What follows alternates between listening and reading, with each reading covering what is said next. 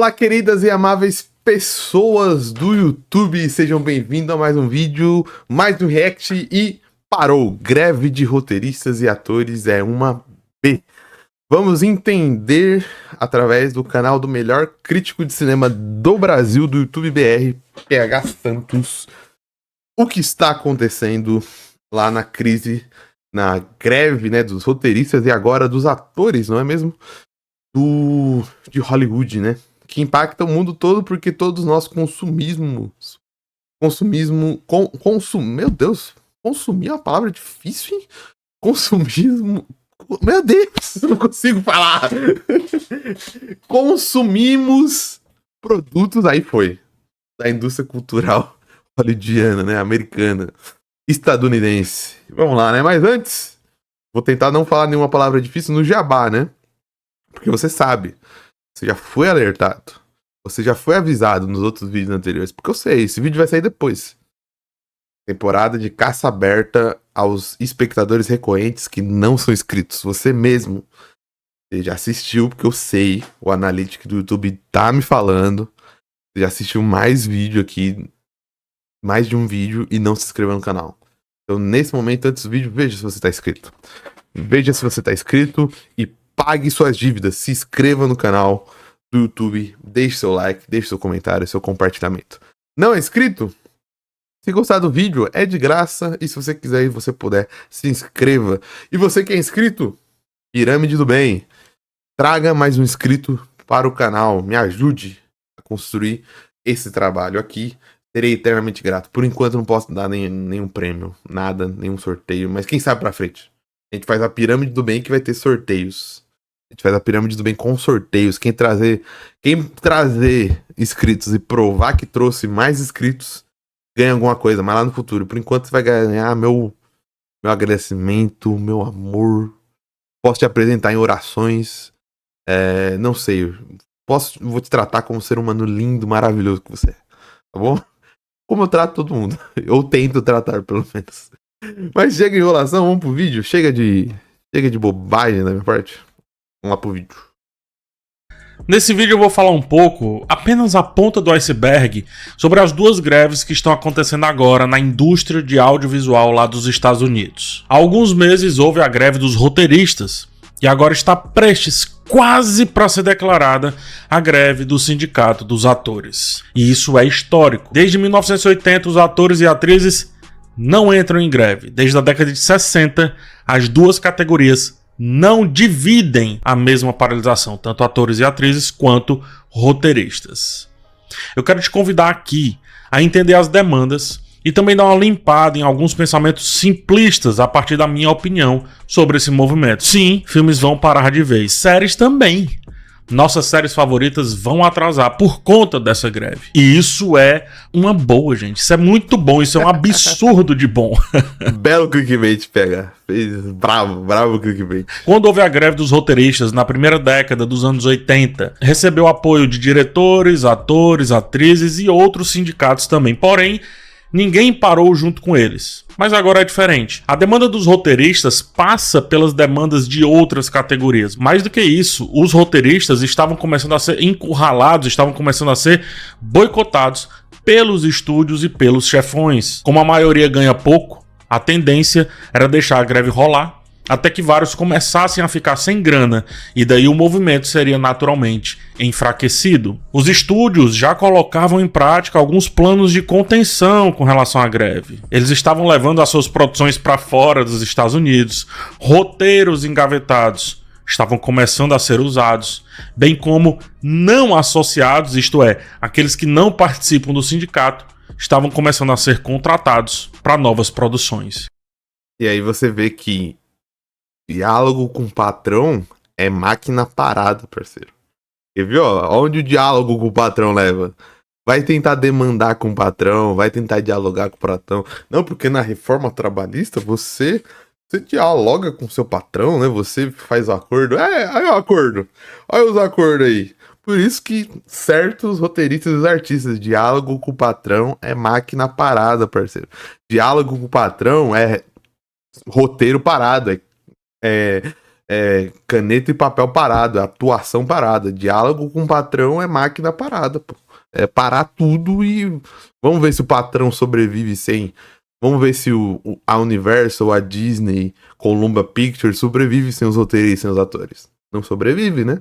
O patrão precisa deles porque é eles que produzem a riqueza dos patrões. Então leve isso pra vida. Diálogo com o patrão é máquina parada. Parar a produção, porque aí você mostra quem produz a riqueza de verdade. E aí o cara vai ter que dialogar de verdade. Porque enquanto a máquina tá rodando, eles vão fazendo isso que o PH falou. Agora não mais. Sem ator e sem atriz, não há set de filmagem. Se sem roteirista era difícil, sem a classe de atuação, esquece. E pense numa classe unida, inclusive para além dos Estados Unidos. Leia-se Inglaterra nesse caso. Atores e atrizes perceberam que, se a greve dos roteiristas falhasse, eles também perderiam bastante no futuro, e em votação praticamente unânime, o sindicato autorizou a paralisação. Vamos entender as demandas, porque isso é muito... Por isso que muitas empresas não deixam sindicalizar. Nos Estados Unidos você tem um fenômeno bizarro, maldoso, que é o terrorismo anti-sindicato. Você... Aquele documentário produzido pelo Barack Obama, cara, esqueci o nome, mostra isso, que é de uma empresa chinesa que vem para os Estados Unidos e tem tudo uma questão de sindicalizar, e eles fazem terrorismo com os funcionários para não sindicalizar. Teve exemplo recente da Amazon, porque eu sei que no Brasil a gente tem essa visão do sindicato negativa. E claro, existem sindicatos ruins, mas o sindicato comprometido com a classe, um sindicato forte, unido, é necessário para qualquer classe de trabalhadores. Porque não dá para negociar individualmente, gente. A negociação tem que ser coletiva, porque a força vem do coletivo. Então, um sindicato bom, unido, é excelente. E a prova disso, porque você tem os sindicatos dos atores, os sindicatos que conseguem demandas, sindicato dos atletas, o sindicato da NBA é fortíssimo. E quando teve o lockout em 2010, inclusive, eles pararam também. Eles pararam. Teve lockout em 2010, se eu não me engano, dos jogadores da NBA. E em 99, se eu não me engano. Eles param também, porque até dá o acordo. Porque durante de anos em anos, tem que ter um acordo para a NBA funcionar. E o acordo tem que ser mediado entre o sindicato dos atletas, que tem um presidente atleta. Se eu não me engano, o Chris Paul era atualmente. Eu não tô acompanhando esses últimos anos, mas o último ano que eu acompanhei, o Chris Paul era o presidente do Sindicato dos Atletas, um armador famosíssimo. E eles negociam com os governadores dos times, né? E a negociação geralmente é intermediada pelo presidente da NBA, né? E só se bate o martelo quando se tem um acordo bom para os dois lados. Então, sindicatos é muito forte. Um sindicato organizado de verdade consegue pegar muitas demandas. E é por isso que tem essa propaganda anti-sindicato. É por isso que as pessoas querem, os poderosos, os donos de empresa, querem que você pense que sindicato é ruim. Não. A instituição sindicato não é ruim. Alguns sindicatos podem ser. Mas é dever nosso, enquanto coletivo, trabalhar e construir sindicatos bons, que trabalhem para o trabalhador de verdade. Como os sindicatos dos roteiristas, os sindicatos de jogadores da NBA, os sindicatos... É só ver. No Brasil, você pode ver que tem um sindicato que ninguém fala mal, né? Por exemplo, o sindicato dos banqueiros. Que sempre quando tem greve de banqueiro, eles saem beneficiados. E é porque eles têm um sindicato forte trabalhando, por exemplo, para eles. Você tem sindicatos muito fortes por aí, que são bons de verdade. O problema é os sindicatos caça-níqueis. E esses não tem que fazer a gente desistir da instituição sindicatos. Tem que fazer a gente acabar com esses sindicatos, já era. Os sindicatos caça-níqueis, você tira do jogo. Agora os sindicatos sérios, continuam. Muito importante para ver como uma greve realmente precisa da outra. Os roteiristas pedem aumento de salário médio. Apesar de existirem mais empregos disponíveis para os membros da associação, principalmente por conta dos serviços de streaming, a remuneração média diminuiu muito. E essa foi uma das demandas da greve lá do começo do século, uma demanda que foi atendida, mas que os produtores fizeram uma bela de uma sacanagem. Na época, as séries tinham em torno de 20 episódios. Quando voltaram da greve, depois de acordar o aumento, o número de episódios das temporadas diminuiu drasticamente. Então foi meio que um lençol curto. Eles aumentaram a grana, mas diminuíram o trabalho. Com relação aos streamings, a demanda aumentou bastante, é fato. Porém, paga-se menos e há mais restrições por contratos de exclusividade, pauta que também está aqui. É um outro ponto que eu vou falar, mas eu explico já já. Outro ponto que eu também vou falar que interfere nisso é a diminuição do número de pessoas dentro das salas de roteiro. A gente vai entender. Os atores e atrizes também têm essa reivindicação relacionada a salário médio. Eles querem o aumento dos pagamentos mínimos, pagamentos que não acompanharam perfeitamente a inflação. Aqui tem um ponto importante. Se você pensa que todo ator é Tom Cruise ou Robert Downey Jr., você pensa errado. Há uma grande diferença entre atores e atrizes e astros e estrelas de Hollywood. É muito diferente. Estamos falando de atores e atrizes que, muitas vezes, sequer o rosto aparece direito na sua produção preferida, mas que ela precisa deles. São pessoas comuns, que não estouram e nem vão estourar, porque não há tanto espaço assim na mídia para todo mundo. Isto posto, atores e atrizes grandes, inclusive, estão apoiando a greve. Ou seja, se eles estão nessa, imagina a galera que tá no meio, imagina a galera que tá ali embaixo. Cara, desculpa, mas eu sou um cara de muita associação. E não tem como fazer associação em outras coisas. A gente vê isso no futebol também. As pessoas acham que a maioria dos jogadores são tipo Neymar. Mas a maioria dos jogadores, cara, 90% dos jogadores estão ganhando salário mínimo. Estão ganhando, sei lá, 10 mil reais, 5 mil reais. A maioria dos jogadores estão penando pra sobreviver. Estão ganhando muito pouco. Outras coisas que vem isso. Meio digital, Twitch.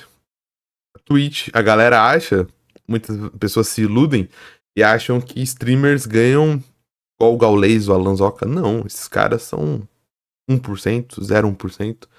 E é por isso que, não sei se vai ter, não sei se deveria ter, mas deveria ter uma união dos streamers, sabe? Porque os streamers estão sendo massacrados hoje em dia pela Amazon e pela Twitch, porque a Amazon coloca na conta desses 99% que ganha muito pouco. Esses dias eu parei num relato de um cara que tem um canal, ele até fala, tem um canal relativamente grande pra Twitch, né? Produz muito conteúdo sem parar, já fui gankado por vários streamers grandes, mas a Twitch nunca rendeu pra ele um salário mínimo. Tá ligado o que é isso? O cara trabalha, se não me engano, no exemplo do cara, ele já trabalhava um tempo, uns anos na Twitch.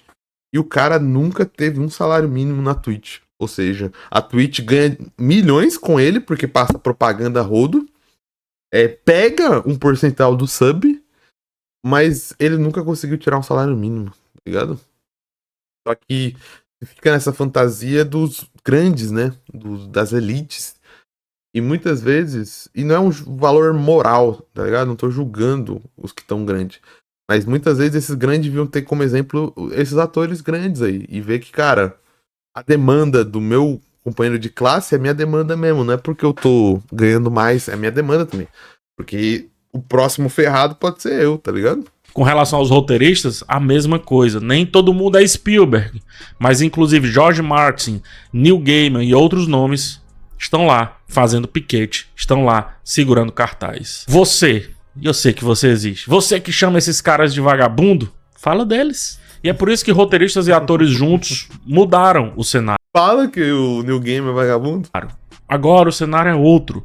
Se a greve dos roteiristas não conseguisse aprovar um piso mais justo, uma futura reivindicação de atores e atrizes já começaria muito fraca. Ainda com relação à grana, outro ponto importantíssimo de demanda é com relação aos ganhos residuais. Os residuais, como vou chamar para simplificar aqui, são aqueles ganhos que são feitos depois que o filme sai do cinema e vai para outras plataformas, ou quando a série é lançada. Quando você dá o play aí da sua casa num filme ou série, quem mais está ganhando com isso são os estúdios através dos streams. Atores, atrizes, roteiristas, outras classes inclusive, não tiveram atualização e sequer negociação de contrato em cima dessa nova forma de ganho da indústria cultural. O grande problema aqui é que os streams sequer divulgam os dados de maneira clara. Aqueles que trabalharam em uma produção não sabem nem o que estão deixando de ganhar. Os sindicatos, então, buscam pagamentos antecipados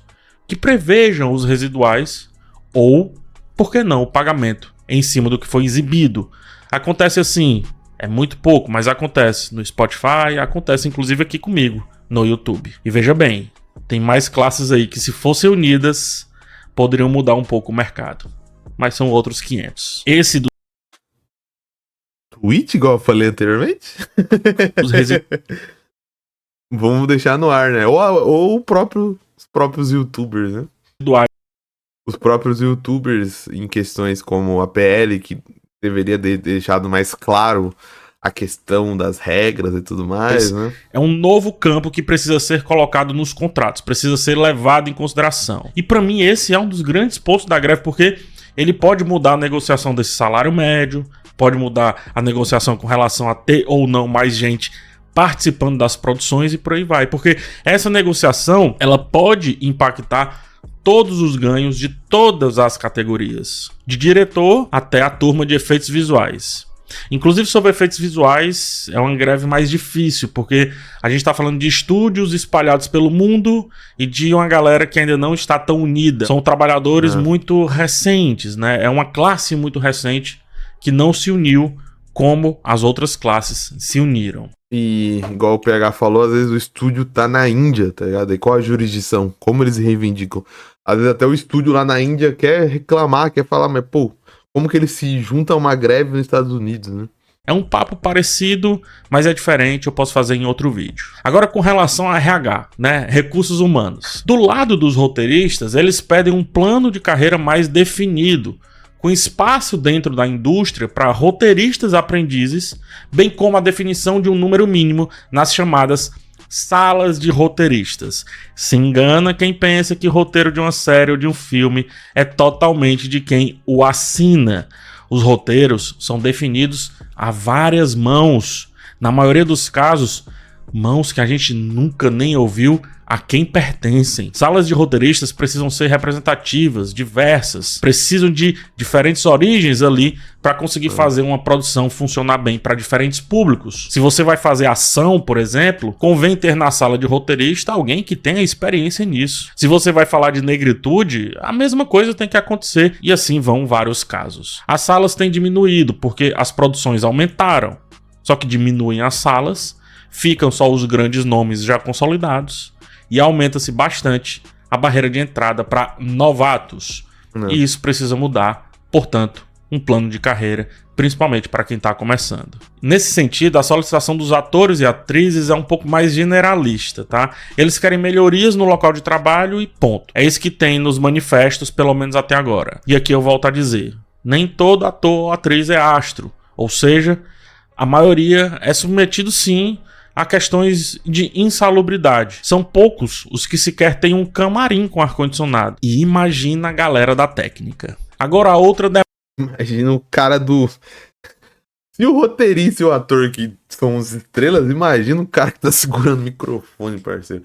Imagina o dublê. Manda que as duas classes conversem. Imagina o crunch. Pra quem não sabe, crunch é quando o cara fica trabalhando muito mais horas do que precisa. Imagina o crunch de pós-produção. Eu não quero nem imaginar.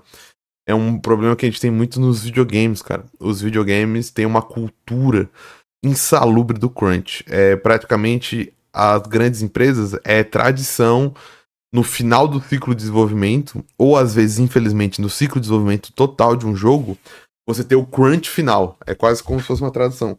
E a gente tem relatos bizarros várias empresas, de várias indústrias, de pessoas que moravam no estúdio, trabalhavam 18 horas e não viam a própria família. A pessoa tinha que dormir, a pessoa levava o travesseiro e o colchão pro estúdio de videogame, porque não adiantava voltar pra casa, tá ligado? Ele trabalhava, dormia lá e continuava produzindo. E você tem... Eu não quero nem imaginar os efeitos visuais, cara, porque deve ser muito parecido, porque principalmente pós-produção, dependendo, às vezes a produção terminou em cima da hora, daí tem que lançar o filme, demanda o filme pra pós-produção é efeito visual, é tudo mais, tudo que precisa ir depois da filmagem, né? E esses caras não são sindicalizados, esses caras às vezes estão do outro lado do mundo. Cara, deve ser um crunch ferradaço, cara. Muito, muito, muito ferrado. Convergem perfeitamente, que são as garantias sobre questões ligadas às inteligências artificiais e o uso dos avanços digitais em seus trabalhos. Presta atenção nisso. Os roteiristas estão preocupados que os produtores possam usar inteligência artificial para escrever roteiros ou para mexer em roteiros prontos, a ponto que eles não pareçam mais de quem escreveu primeiramente. Para você entender como isso é complicado, ó. Um roteirista ganha X se o seu roteiro for 100% conforme ele concebeu lá para o set de filmagem. Aí lá no set de filmagem vai ter ali as alterações. Se o próprio roteirista original fizer as alterações dentro do set, ele já ganha um pouco a mais. Caso contrário, ele vai ter uma leve dedução ali no valor final que ele ganharia no roteiro daquele filme. Se alguém mexer no roteiro, o cara aprovou o roteiro e tá lá na gaveta. Se outra pessoa mexer nesse roteiro, ele já ganha um pouco a menos, porque o roteiro ele precisou ser trabalhado para chegar na versão que ele vai ser filmado. E assim sucessivamente. Se 5 pessoas fizerem 5 versões, o primeiro vai ganhar menos ainda. Agora imagina todo o roteiro passando por séries de reescritas a partir de algoritmos generativos só para diminuir o valor pago ao roteirista principal. Algoritmos generativos lidam muito bem com o texto. O cara pode ter um roteiro que escreveu para um protagonista homem e podem pedir para IA lá, né, para o algoritmo generativo fazer exatamente igual, só que mudando agora o roteiro para uma mulher, por exemplo. No set, alguém pode pedir, não, mas esse diálogo não está funcionando porque foi previsto um helicóptero e nós não temos helicóptero. Nós temos um jatinho. E assim pode jogar lá para IA fazer essa readaptação para o jatinho. E às vezes pode mudar de propósito. E aí não vai precisar de um roteirista ali no set. Se quer, inclusive, um roteirista associado, validando o que foi feito pela IA, pelo menos. E assim, produtores e estúdios poderiam economizar bastante, tirando aí a originalidade daquele texto. E lembrando, esse negócio de inteligência artificial, agora que começou a pegar mesmo. Imagina daqui a 10 anos. Atores e atrizes querem proteger também as suas imagens. Estamos em época de deepfake, estamos em época de dublagem com uso de IA, estamos em época de morto fazendo propaganda sem ter deixado expresso a exploração da imagem nesse sentido e por novas tecnologias. A ética com relação ao uso da imagem, inclusive daquele que se foi, precisa ser debatida, precisa ser redefinida. Os membros do Sindicato dos Atores e Atrizes querem garantias sobre como a inteligência artificial será usada em relação a eles e desejam também ter os seus trabalhos recompensados caso, por exemplo, eles sejam usados para treinar IAs. A Disney já usou o autor morto, né? No Rogue One. É aquele roteirista que vai treinar uma inteligência artificial para algo muito específico. Precisa ser remunerado também. O ator, idem. A atriz, mais ainda. Aqui entra muito a demanda dos dubladores, tá? Cujas vozes podem ter o tom alterado para parecer mais com o do ator ou da atriz em questão. Existe hoje IA que gera uma dublagem por texto, por exemplo. Existe IA que faz a dublagem ela mesma a partir do original para qualquer língua usando a voz do ator e da atriz. And it's all my fault. Ator e atriz é muito mais do que Robert... Caraca, isso eu não tinha visto. Puta merda. Guilherme Briggs, Wendel Bezerra, Univos. Downey Jr. da Dubladores de todo mundo univos. vida. Nem todo mundo é milionário. Sobretudo aqueles que usam só a voz. Não tire isso da mente. Lembre-se do primeiro episódio da 6ª temporada de Black Mirror. Ele explica isso bem direitinho. Pior que é o único episódio da temporada que eu assisti. O único episódio de Black Mirror que eu vi até agora. Por fim, uma... Pô, eu não entendi porque a galera não gostou, mano. Tipo... Esteticamente, Black Mirror, isso eu tenho que concordar, foi contaminado pela sessão da tarde, né? Black Mirror tá muito sessão da tarde esteticamente. Mas eu acho que em questão de roteiro, continua sendo Black Mirror. E eu achei muito interessante esse episódio, porque fala muito sobre dinâmica digitais, exposição digital, cancelamento, né? Esse episódio é bem divertido, cara. Reivindicação que eu já falei, mas eu explico melhor. Os roteiristas têm mais trabalho, já combinamos isso, mas os contratos de exclusividade estão mais longos. O que impede esses caras terem realmente mais trabalhos para serem feitos. O cara tem um roteiro aprovado aqui e só pode ter outro roteiro usado por outro estúdio, sei lá, anos depois até. E o estúdio faz nada com ele, coloca ele na geladeira. Pior do que isso, aprovam o roteiro, não usam e o roteiro fica preso ao estúdio, sem ter liberação para que seja renegociado com outros, a não ser daqui a 5, às vezes 10 anos. Aqui é simples, gente, os contratos são longos e os modelos base precisam ser revistos. Aí a dúvida que todo mundo tem com relação a esse assunto, tá? PH, se o roteiro tá pronto, então o filme ou a série pode seguir, né? Não. Roteiristas trabalham no set, como eu falei, eles trabalham escrevendo e reescrevendo. Então, sem os roteiristas no set, um desastre pode acontecer. Eu deixo aqui. Porque o cara escreve, daí ele vai filmar. E na hora que filma a primeira versão, ele fala, puta, não deu certo. Isso que eu achei na minha cabeça que ia dar certo, não deu certo. Bora reescrever pra dar certo, porque agora eu vi carne e osso, né? Na descrição, o vídeo da Mikan, que fala muito bem do desastre Quantum of Solace por não ter roteirista no set. Caraca, vou já adicionar na lista de reação esse vídeo. E ela fala também, inclusive, como tá o status de A Casa do Dragão com relação à filmagem e às próximas séries de Game of Thrones também. Estamos entendidos com relação às demandas e por que os dois sindicatos precisam atuar juntos? Eu espero que sim. E agora vamos para minha opinião. O que eu mais leio e vejo gente falando, inclusive produtores de conteúdo, é com relação ao atraso da série. Ah, minha série vai atrasar. Ah, minha série. É a mesma coisa nos videogames que eu acabei de falar, né? É uma indústria que eu acompanho mais. E a galera fica, não, mas se não tiver crunch, né? Pô, que atrase, parceiro. Pro cara trabalhar dignicamente. Por exemplo, tô esperando um jogo há muito tempo, que é o... Até esqueci o nome do jogo, pra você ver quanto tempo. É a sequência do Hollow Knight. Eu esqueci o nome da sequência do Hollow Knight. Pô, se os caras não estiverem fazendo... Tomara que eles não estejam fazendo crunch. Mas que eles não estão fazendo crunch, estão trabalhando saudavelmente, pode sair o jogo 2026, tá ligado? Não saia, mas que o cara consiga trabalhar que nem gente, né, mano? Todo mundo quer trabalhar que nem gente. Pô, demora, atrasa. Pode atrasar, atrasa até 2030 é sacanagem, hein, Tim Sherry? Mas 2026 pode.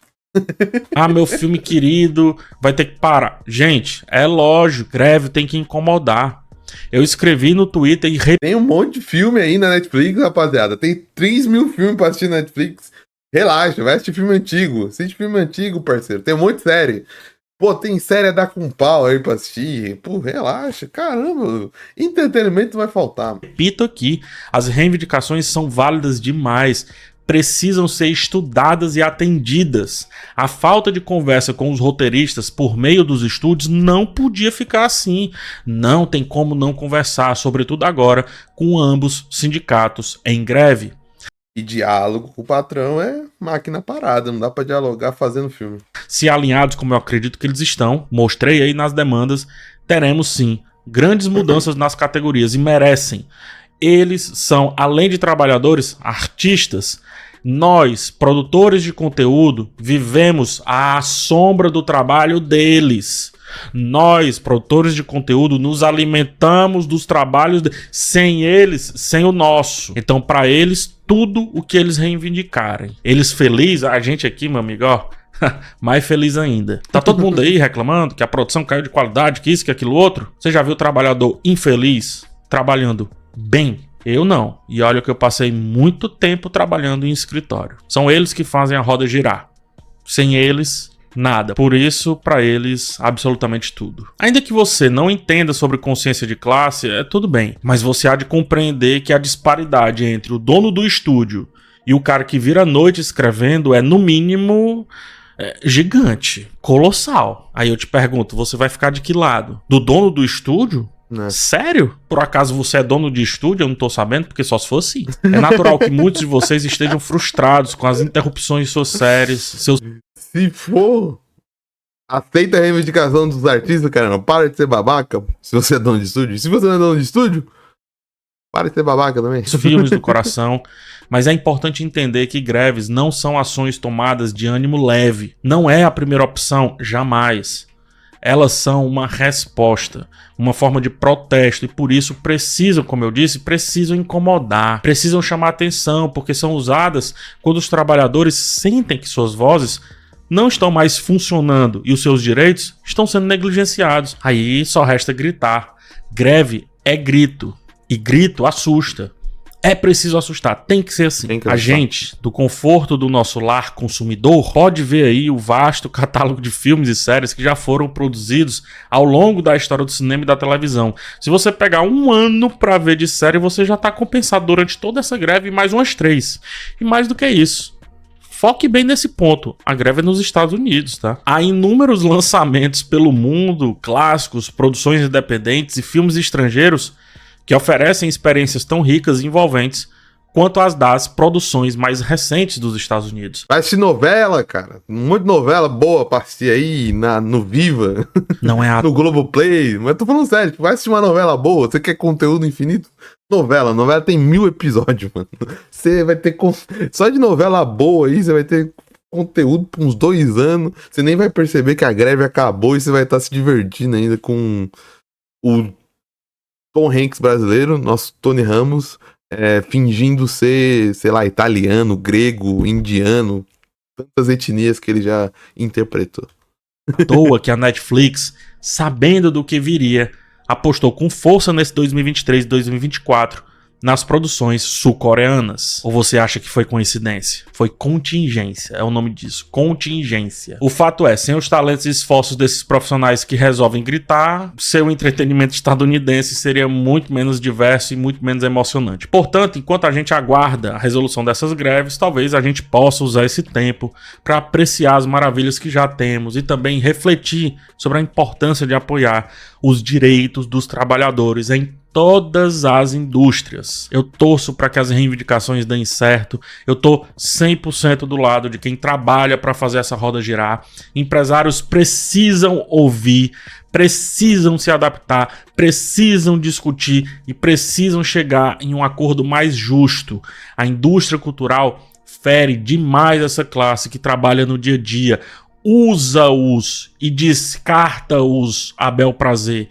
Eles precisam ser ouvidos e as propostas estudadas. É como eu disse no título do vídeo, né? Essa greve é uma boa, cara. Assim eu espero e por isso eu apoio as demandas. Forte abraço em vocês, até o próximo vídeo e tchau. Belo vídeo, brabo, brabo. Apoiamos, vamos apoiar a greve, né? Mesmo que seja... A gente não pode fazer nada ativamente, mas discursivamente sim. Então ficamos por aqui também. Se você gostou desse vídeo, like, comentário, compartilhamento. Eu vou ficando por aqui. Até uma próxima e tchau, tchau.